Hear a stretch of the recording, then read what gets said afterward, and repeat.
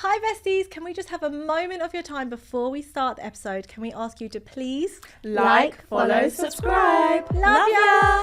And welcome to season 2 of Behaviour Besties. She was on the edge of a pool doing cute pics. And reading. Yeah. What do we do when other children are responding to that connection seeking? And it's one of the terms that we completely tear down and deconstruct in TGMC. They're doing it, why can't I? You are more likely to make an impact. Making sure the children are involved, because what I definitely didn't want to do was come to them with a list of this is how it's going to happen, because again it's that do as I say. Oh yeah, I'm like, this is the one that got lost, we found it. How can we continue to keep it so it doesn't get away? I've been talking for a while, haven't I, Hans? I can see old Janet's getting a wriggle on.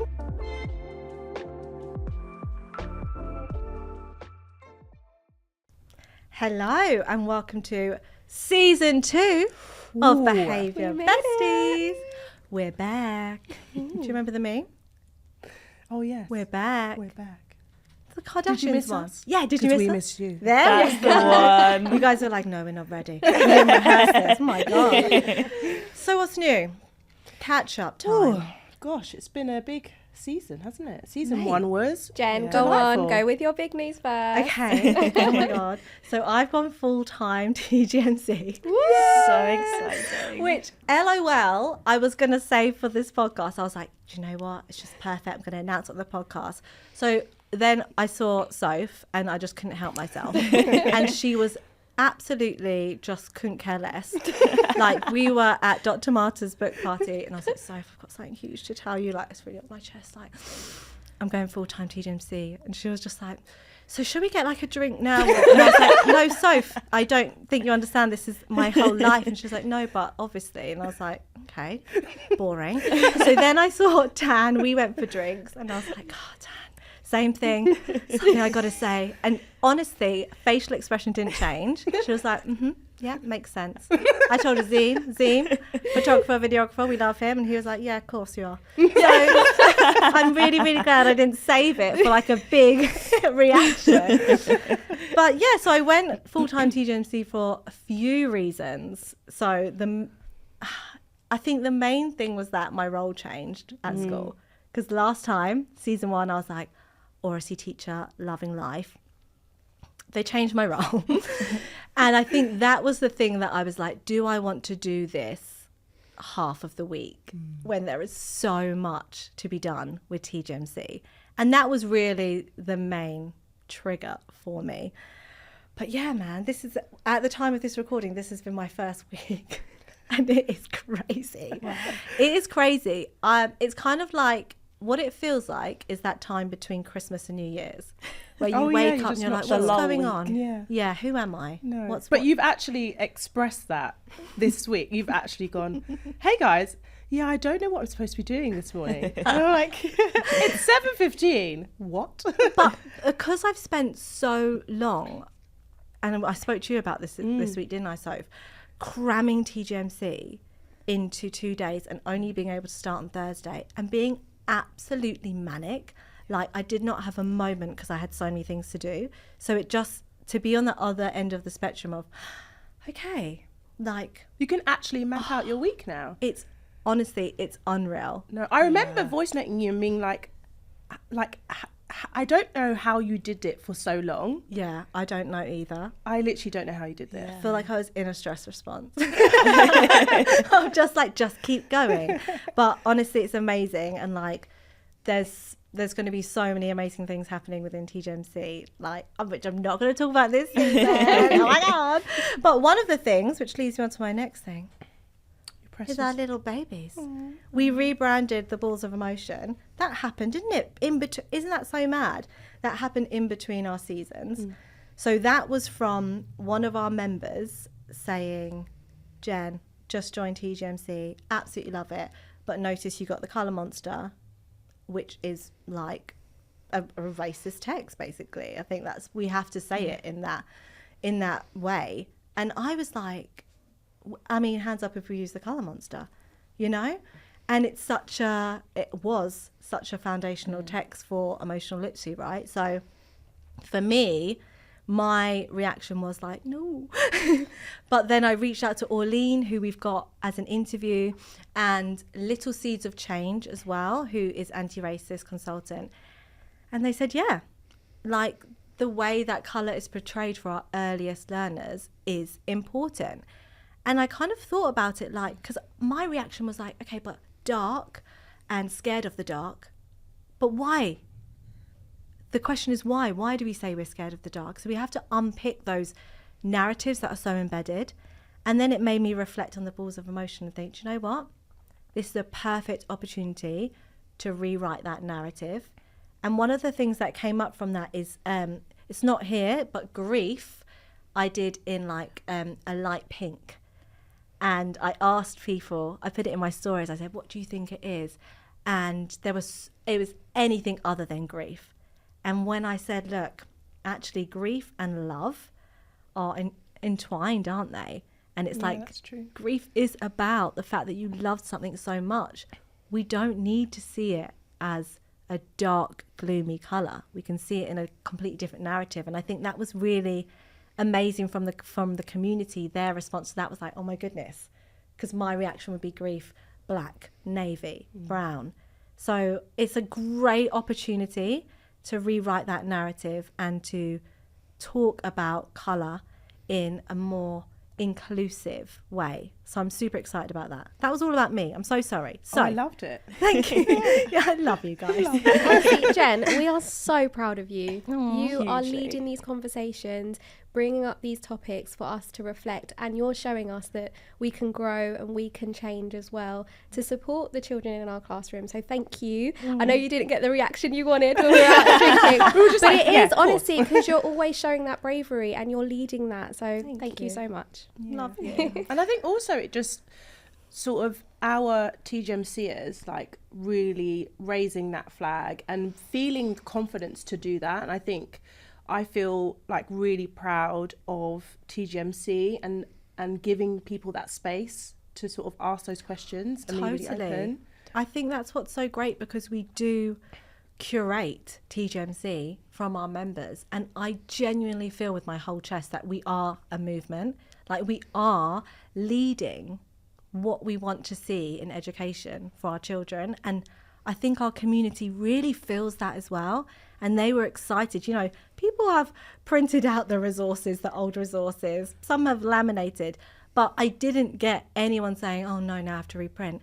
The vibe was, yes, amazing, we're here for it, because that is what TGMC represents. I think for new people as well, joining, to see the founder say, actually, no, I need to change this, shows other people it's not too late. It's never too late to join the movement. It's not, you don't have to be scared. You don't have to think, oh my goodness, I've not done this before. It's not too late to join. It's not too late to change what you do. And it's also never too late to question. Like, I think that's what's key about what we do. It's never done. We're not like, this is how we manage your classroom, full stop. We're constantly learning. We're constantly reflecting, questioning. And like, you're doing something now. It leads on to you, Tam. Tell us what you're doing now. What am I doing? I'm just laughing, honey. Yeah. Keep talking. Great to be here. So we have started we're going to be launching the ECT studio you've asked me to be a mentor, which I'm so proud of and so chuffed that you've chosen me for that. And something that's really important for me personally is to continue that CPD, to continue that questioning. I work with people every single day, and I think what's really important is how learning more about that and learning more about mentoring and learning more about coaching and things like that. So I have started a mentoring course with a chartered college, which is really exciting. So good. So yeah, I'm really looking forward to doing it. I am doing it. I've done a lot of research around it as well. But yeah, I'm looking forward to working with our ECTs in the studio when it releases. I'm so excited for our ECTs. Yeah, honestly, they are lucky ECTs. They have no idea what they're about to experience. We are going to nurture the hell out of them. Soph, tell us, how much can you tell us about your news? Well, On the spot. yeah, definitely on the spot. It's it's gonna be like a little sneak peek, but I am going to be taking up a big role to me. I mean, when I shared it with you guys, you were like, yeah, of course, like that doesn't make, of course it makes sense. But for me, it's big because it was a big deal to me. And also I have been wanting to do it, but just didn't feel prepared or ready. But I will be in September taking up position as EYFS lead and class-based teacher, because you cannot get me out of the classroom, like, honestly. And I'm so excited to be doing both, because I've always been a practice what I preach, or I won't say it unless I've done it and trialed it out. So I'm so excited for it. It's going to be wild, but yeah, I'm excited to do it and just be an early years lead and just share my passion with everyone. So go on, tell us the other thing. Tell us the other thing. Oh, well, no, I kind of want to leave that as a little bit of surprise. Okay, A little bit tasty, something though. linked with TGMC. Yes. I mean, I'm New always role. going to take TGMC with me. So that's the You'll have to that's the tune into clue. season 3 Yeah. for the tea on that one. We're proud of It's you. worth And the wait. Evie's Thank been you. her standard yes person self, and what Yeah. have you done? I've learned how to teach swimming. Which is a big deal. It's really intense, you know, when you sit and do the training on life saving and how to, when you're diving into that 2 meter deep pool to get the dummy from the bottom, you realise I may have said yes too many times. Is this the point where I can change my mind? But no, taught my first swimming lessons this week. It was really lovely. An intense 2 hours. But yeah, the children all loved it. I did a 1-to-1 swimming lesson and every child left that pool with a smile on their faces. So That is amazing. a mad skill. Can I tell you something about me? Because obviously I'm an open book. I actually can't swim. I mean, I can teach you. Well, that's kind of where I was heading. I wasn't like, fun trivia, moving on. I'm like, You this is do linked. not give that when you have your little getaways and you spend like half your time in a pool-based activity. No, the You were most recent, floating. she was on the edge of a pool doing cute pics. And reading. Yeah. And normally I'm just like, yes, finally I can read. Yeah, that's what I'm on the edge. I'm like, Jimmy, you do the jumping stuff with my hair. Yeah. But great. So we'll do that. Season 3, I'll be From able the to pool. swim. And from the pool. Live in the pool. drip, drip. All right, my loves. Right, let's go on to our question.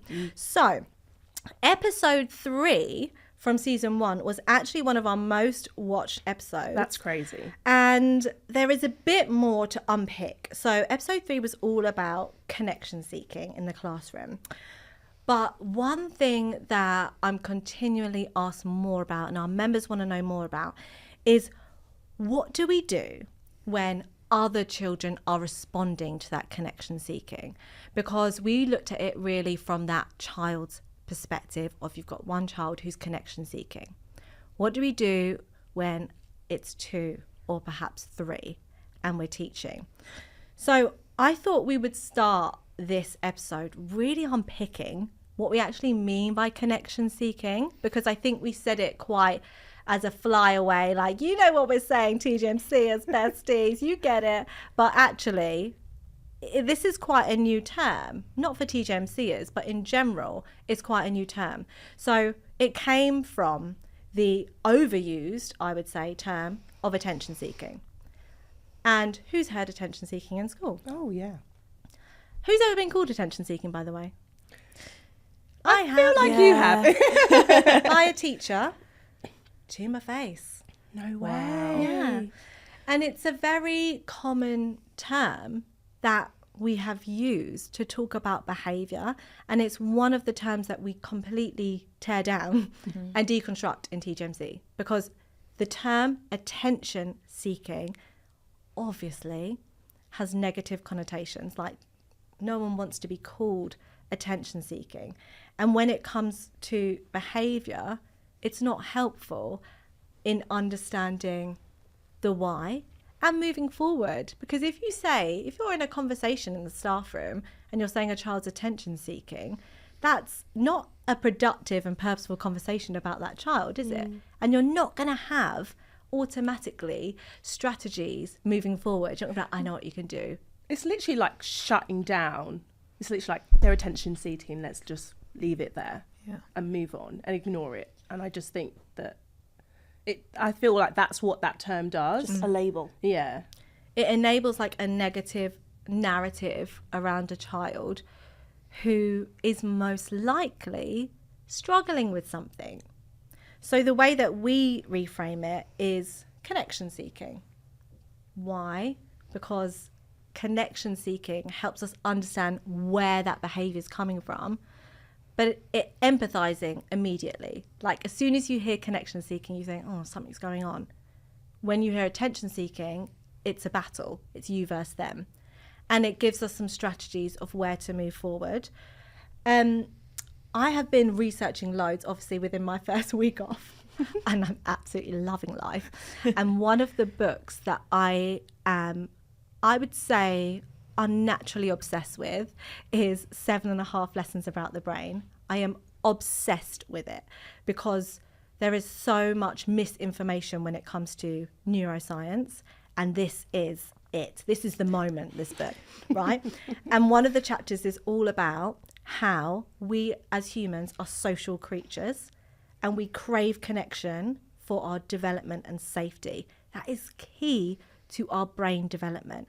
And I think that is so helpful when we are reflecting on behaviour, and it reiterates how one of the most torturous, horrible things you can do is when prisoners are put in solitary confinement.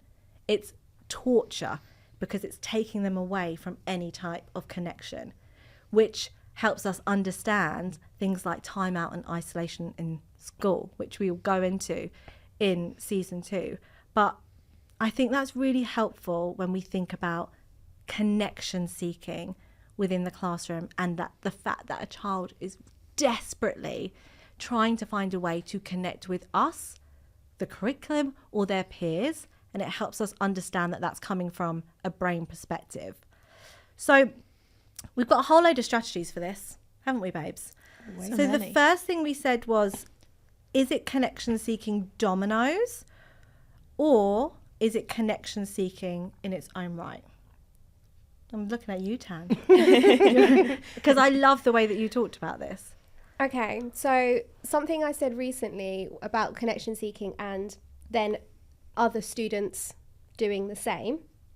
So I saw it as a teaching of a behaviour to each other.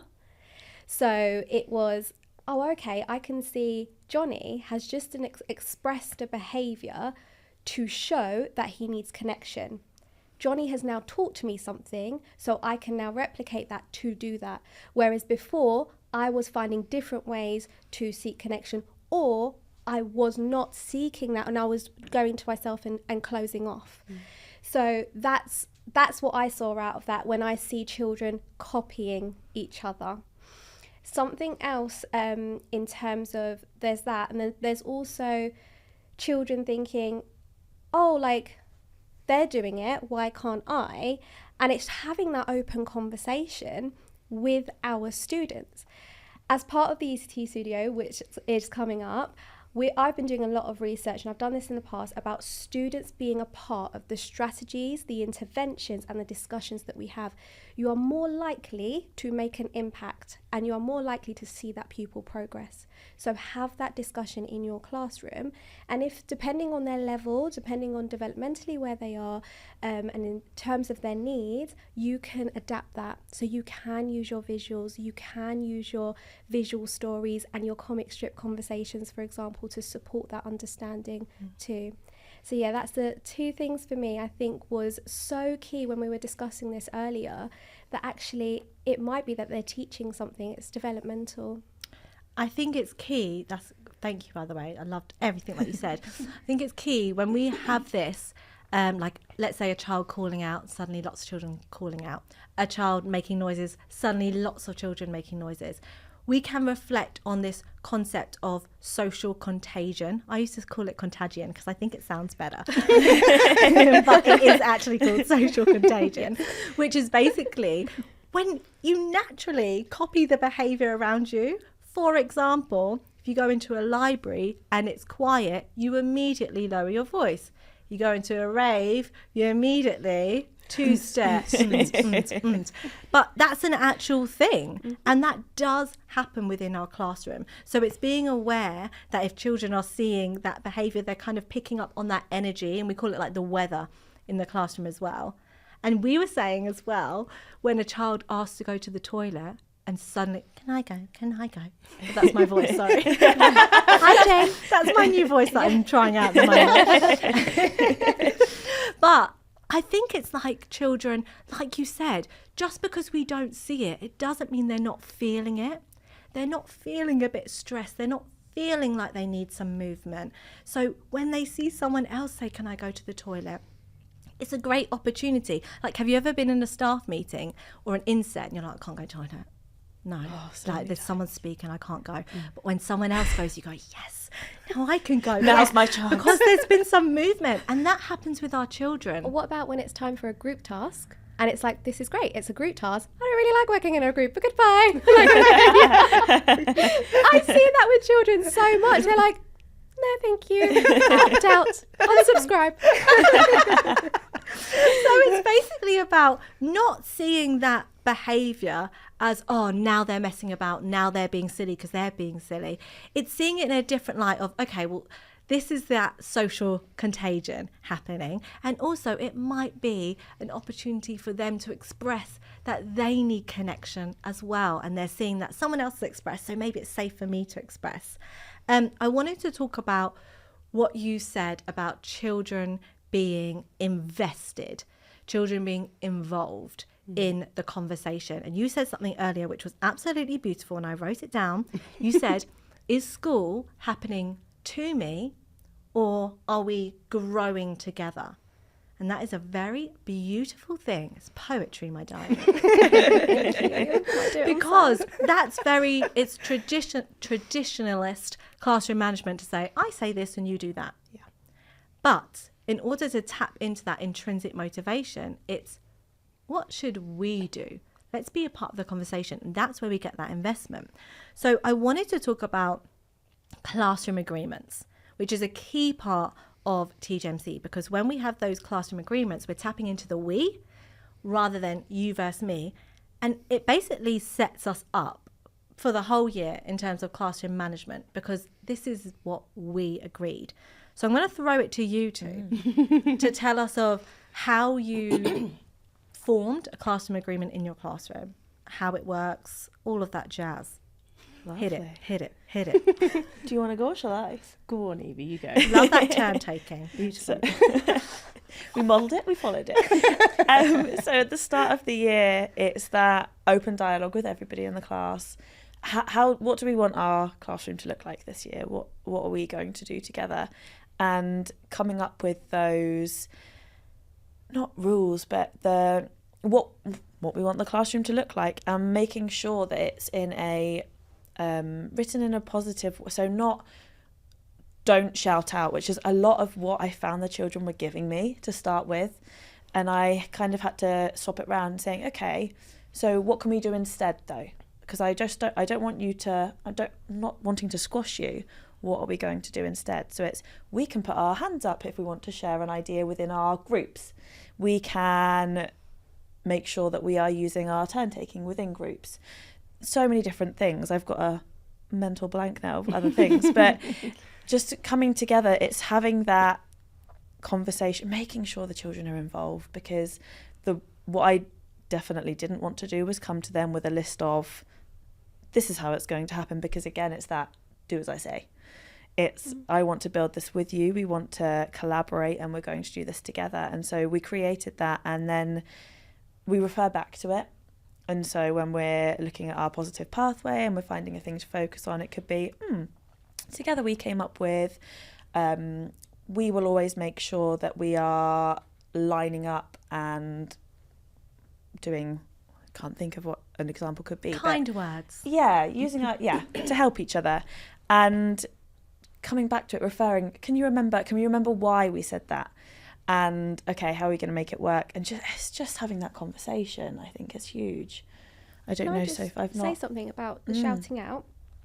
From I think it's so important that you said that you went to the strategies in terms of shouting out and working in a group, and also saying that actually there are going to be moments we really want to shout out, and we do it and we get really passionate about things and we really want to share it. There are going to be moments where we want to move more, and from a neuroaffirming perspective and working with our students in the classroom, there's going to be some students who need a longer time, and a classroom agreement isn't always going to be, that session isn't going to make that big impact there and then, but it's actually over time that they're going to learn about, actually my behaviour is that, yeah, I do shout out sometimes. I find I am a little bit impulsive, but my teacher's told me that she accepts me for that, but how do I find alternative ways to express that feeling as well? Yeah. So I think it's so important that you're having those discussions about strategies, and we always show how we can embed that over time. Yeah, I love that. And I think with that class agreement, what's really key, whenever I used to think of a class agreement, like when I was like NQT, I'd be like, right, this is what we need to do. We have a list, print it from Twinkles, about 30, it's like the 10 Commandments, it's like 30 things we do and we don't. Then everyone signs it and then you stick it somewhere and it doesn't mean anything. And when we were forming class agreements within TGMC, as we knew it was research backed in terms of intrinsic motivation, in terms of having a class family and that belonging, it was not that. It was, okay, we don't need 30 rules. And it's not me, exactly what you said, for me to say, this is what you do in my classroom and everyone just signs their life away. It's, what do we want to see? How do we want to feel? How do we want to treat each other? What do we want at the end of this year to be able to say, and how are we going to get there? And then having that in really child-friendly language, like not like simple terms of, we use kind words, positive reframing, not we don't hit, we don't push. That's not helpful, is it? You know what I mean? Is that my voice again? This is my voice for season 2. Get used to it, honey. She's here to stay. And then having those adaptions. But what's key as well is it's about teaching. We have to understand that when we're doing a classroom agreement, these are behaviours, these are social and emotional skills. In the same way, if we said, right, we underline our title, we do a margin, we teach it. We don't just expect them to do it from year 1, and then when they get it wrong, say you stay at break time and do it. So it's about that drip teaching, and we can do that every single lesson through re-establishing expectation games and saying, oh, let's do thumbs up, thumbs down. Do we walk around the classroom when we're doing our work for this activity? No, we don't do it for this one. Do we shout for this one? No. Can we talk to our partner? And normally they'll go, no. And you go, yes, you actually can. Yeah. No. You can open your mouth. It's all good. Soph, you had a really good example of re-establishing expectations that you did with your youngest learners, the jigsaw photo one. Oh yeah, so that's kind of like when we've come back from a really long break, like Easter. Ooh, great. Lovely time to reset. So we tend to, if we find that one of the class agreements is just sort of like fallen out during the holiday. Oops. As they do. As they do. Because routines change in the holidays. You know, they don't have a bedtime sometimes. Like, so many things are happening socially. It's a total, like, game changer. So when we come back, there's always going to be a couple of agreements that get lost. And I always say, oh, look, our agreements have just got lost. We need to find them back. And it's hidden behind this puzzle. So we kind of take a puzzle piece, oh, what's happening here? And it's always a picture of them, because our class agreement is a picture of them doing that action or doing that thing. So it kind of goes behind a puzzle, and we talk about what they can see. Oh my gosh, that's our window. And then it sort of comes apparent, oh, it's the one where we say we listen to both adults and children. And oh yeah, I'm like, this is the one that got lost. We found it. How can we continue to keep it so it doesn't get away? So it's like, oh, we use our listening ears when other people are talking. And so our class agreement is always pictures of the children, and we we tend to do it one a week, especially in the September term. I don't just take pictures. Oh, fantastic. Look at everybody. Let's move on. It's literally a lesson. So I take a picture of the child. We put it up. We have a chat. We talk to each other. Then throughout the week, I'll like validate it by saying, oh, look, that's you showing good listening to your friend. You're showing that they have the right to be heard. Look, you're following our class agreement. Then we add a new one slowly throughout the term. And you see the children referring to it throughout the week, and you say like, I'm being heard today, and it's so cute. And I think when you involve them and you show them that it's them that's created that through the pictures and through having those class discussions, I think you just see it's so much more purposeful, and it's not me, it's actually them making that decision for the whole team. I think with the photos as well, you are creating something that's really powerful because it taps into their prior memories and experiences. Yeah. And then they're creating the success criteria through. You could annotate that photo on the whiteboard of like, oh, I can see that they're being kind because they're looking towards that person, not giving direct eye contact, but looking towards that person. Or I can see that they've picked something up for them in that photo, and they are the stimulus and they are the model. So they're learning from themselves and remembering what they've already learned, which I think is really powerful. And like all of the messages are positives, like we can share, and they go, oh no, we can't. No, we can share.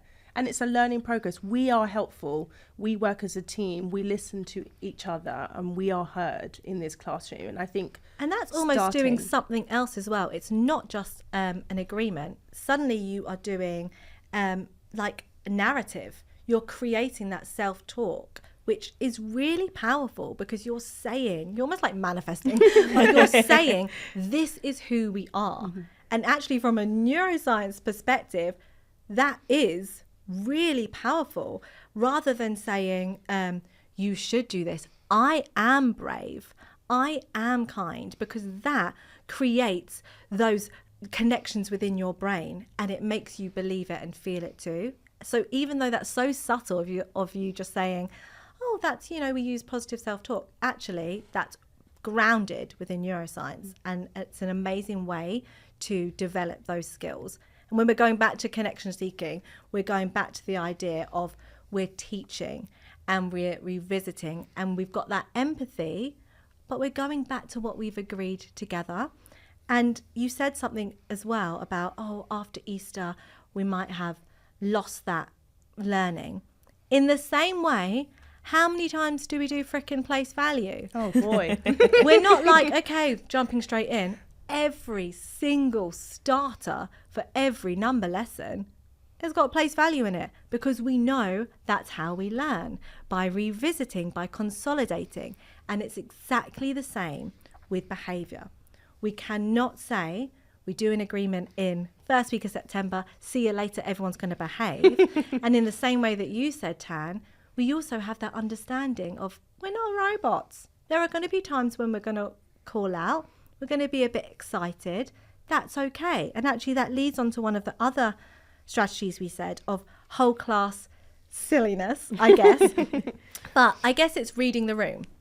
And there are times when we are not going to be showing picture perfect behaviour. Does that mean that there is something wrong with our children? No. Does it mean that we just need to adapt the lesson for their needs? Yeah.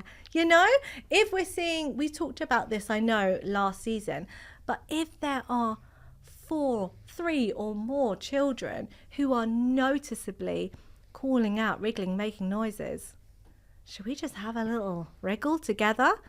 Even if it's just, do you know what, let's have a partner talk. I've been the amount of times as a teacher, I'd say, yeah, I've been talking for a while, haven't I, Hans? I can see old Janet's getting a wriggle on. I've spoken for too long. I've said too many stories, haven't I? And that's okay to say, read the room and say, okay, if a few people are calling out, maybe they're telling me they want to speak. And the fact they're seeking connection by talking. Let's just have a little partner talk, or let's just have a walk and talk, even better. It doesn't have to be, like we said in that our neurodiversity episode, it doesn't have to be, everyone's moving, let's do a Zumba lesson. You know, because that's gonna send everyone sky high. It can just be like, okay, let's see if I can do this same thing but with a bit of movement. And I'm going to circle back to another strategy, which was holding boundaries, which is key. Once you've done the classroom agreement, yes, we teach it, we make sure that we're teaching it, but we also need to hold boundaries, because it's totally normal for our little bubbers to push them. Yeah, it's normal. It's developmental for them to push those boundaries. So we have a few things that we say. Soph, do you want to say what you say in early years? It's kind of saying, like, don't do that. Instead of saying, don't do that, don't do this. For example, they love to sit on tables, and Who doesn't? I think who doesn't? It's higher. It's higher. It's a different perspective of life, you know. Feel a little bit taller for the day. But I found that there was a couple of times I used to just sit on the home corner tables, and the amount of tables we broke through sitting on them. So I started saying, we sit on chairs, not tables. And instead of saying get down, get off, it was we sit on chairs, not tables. There's a chair there, you can sit there. And it was, rather than going around, don't do this, don't do that. And then you see them pulling up a chair for their friend, rather than me having to go over and correct. They will come over and say, you can sit here. We sit on chairs, not tables, Jen. Oh, Jen. So cute. But it's about, seems so simple, but actually it's really easy to be like, why are we sitting on a table? You know we don't sit on tables. Oh dear, 3 people sitting on tables. Like, we've all been there. But just that quick reframing of, oh, we sit on chairs, goes into the brain of, oh, okay, chairs. I heard the word chairs, and that's the positive action, rather than feeling a negative interaction that could then escalate the behaviour. Suddenly you're in a battle. What's going on? You've missed your playtime sitting with a child having a chat. We don't need to do that if we can hold boundaries. So another way is can and can't. So one that I would say a lot is frickin' swinging on the chairs, man. Ooh, they stress me out. Why did they go so far back? They're daredevils. Stop us on there. Honestly. So it would be, we can't swing on our chairs, but you can. And one thing that I allow is sitting on the chair the other way around. You know, like 90s boy band. Feeling a bit NSYNC there. Exactly. But we can do this. Or we have that poster of flexible sitting in TGMC. You can do these 6 other options. So what we're doing there is saying, can't do that, hon. But you still have autonomy. You still have choice. Your needs still matter. Another great one is we don't allow. This is probably my fave, and I would say it in every lesson. And I think when you first hear we don't allow, it sounds a bit like authoritarian. I hate that word. Did I say that right? Authoritarian? Mm-hmm. Yeah, it was good. It is now. Contagion. We're just making words up over here. But it feels a bit like you're just saying, no, we don't allow that. But the way in which you do it is, oh, we don't allow hands up, but I did. Oh, sorry, we don't allow calling out, but I did hear a fantastic answer. I hope that person's going to put their hands up. Oh my goodness, they have. Amazing. Tell me. It's just being really clear of that's something we have agreed, we, not I, that we don't do. But I'm not even looking because I'm not saying, oh, we don't allow that. And suddenly triggering a stress response for you because that feels really scary and threatening. I'm literally making it playful and silly and reminding everyone. Such an easy way. And when you have that connection seeking, that's a really good one to use. Did you want to say something? You know me so well. Go on, girl. There are going to be some learners in our classroom who genuinely want to be higher for their safety. And I think it's about, yes, we have our boundaries, but it's about finding alternative ways that they are going to find that safety as well. It's really important. And this is where your collaborative approach with the professionals in your school is going to help you. Because I know there are so many teachers who are like, there's 1 or 2 children who really need that. They need to run, they need to leave the class, they need to climb, or they're making loud noises and things like that. And that's where we can work together to say, okay, how can we get them to do those things and feel safe, get those sensory experiences to help them as well. And I think and at the same time keeping them a part of that classroom culture, using the same language and pairing that language with your visuals and having teaching opportunities throughout that. Absolutely. So that's going back to that connection seeking, that first thought of, okay, is it that social weather within the classroom that they're bouncing off each other, or is it that a child is communicating that they need support? So it's that first question that we ask ourselves, which leads us to a nice moment to do our wrap up. Okay, so we were talking about what happens when there's more than one child connection seeking. So the first thing we talked about was asking, is it that social contagion/contagion? Let's just continue with that. Or is it connection seeking in its own right? Do they need to talk? Do they need to move? Do they need sensory input? That's what we mean by that connection seeking. Do they need something from us, some recognition? We talked about classroom agreement and how this sets us up for success, especially when it comes to connection seeking, because it means we can always fall back on this is what we do in our classroom. And it also recognises that we need to teach those skills, and that we understand that children aren't going to get it right every time, and that's okay as well. And that moved on to us talking about reading the room and reading the needs. And if there are lots of children connection seeking, i.e. lots of children saying they need the toilet, maybe there needs to be a toilet break. Maybe there needs to be a movement break. If lots of children are talking, maybe there needs to be a talking break. So helping us adapt for the children. And we talked about, no, that was it. That was amazing. Yes, got through it all. There was one thing we were going to say, which was parents, but I'm going to refer back to episode 1, and that if a child is continually showing connection seeking, it's about having that holistic approach with parents and mirroring that support at home, because there might be something within the behaviour algorithm that we are missing. Is something happening at home which is echoing into school where they are seeking connection? And that's really important for us to get the full context. Okay, my loves, I'm going to finish with our mantra for episode 1, which is big ideas start small. Ooh, how's that landing? That is perfect for introducing season 2. Yeah, it is. I'm going to leave it there, my lovelies. Thank you so much, besties, for listening in to episode 1. Oh, it was wall to wall, wasn't it, honey buns? And for more behaviour support, you can find us at the new URL, which is www.tgmc.uk. See you later, besties. Bye.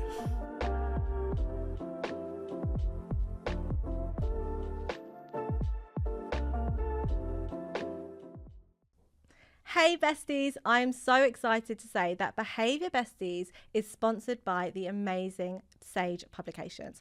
And I am lucky enough to say that my book was published by Sage, Behaviour, The Lost Modules. They are the leading publication company for educational literature. And guess what? We have got a discount code for you. Yes, besties, check the notes to get your discount code and get your CPD on.